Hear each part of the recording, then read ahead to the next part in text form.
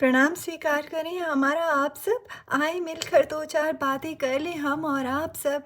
अब आप सब इतने प्रबुद्ध जन हैं कि हम आपको क्या ही बताएं।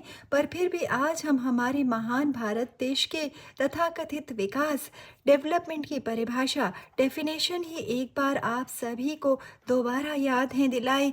जी हाँ, डेवलपमेंट विकास ऐसी प्रक्रिया, प्रोसेस है जिससे व्यक्ति, समाज, देश या फिर अर्थव्यवस्था, इकोनॉमी बेहतर और उन्नत बनती है।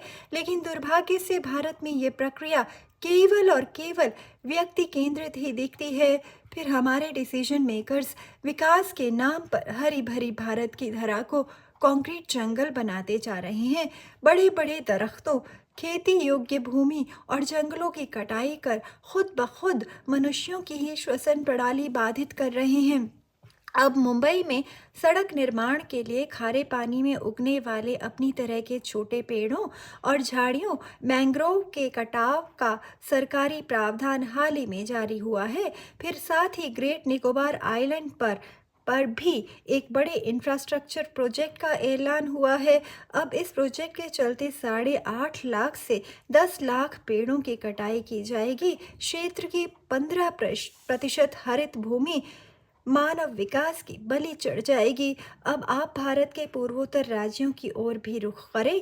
सिक्किम, मेघालय में सीमेंट और विकास के लिए बड़े बड़े पहाड़ों को धराशायी किए जाने की घटनाओं से भी आप सब अवगत रहें। फिर उत्तराखंड और कुमाऊं रीजन में भी बारूदी सुरंगों की भेंट चढ़ रहा है और आपकी हमारी राजधानी दिल्ली का हरित क्षेत्र भी ऐसी कारगुजारियों से अछूता नहीं रह गया है। बड़ी बड़ी इमारतों में पिजन होल्स, दड़बों जैसे अपार्टमेंट्स बनाकर कमाने की होड़ में हर बिल्डर, कॉन्ट्रैक्टर और आर्किटेक्ट जोर शोर से लग गया है। फिर राजधानी में नवनिर्मित संसद भवन, प्रधानमंत्री कार्यालय और किदवई नगर के आसपास के इलाकों में हाउसिंग प्रोजेक्ट के नाम पर हरियाली का नामो निशान तक मिटा दिया गया है। आज पशुओं के लिए कहीं भी चारागाह के लिए 1 इंच जमीन भी बाकी नहीं रहने दी गई है और इसीलिए वो बेचारे सड़कों पर मारे मारे ही घूम फिर रहे हैं।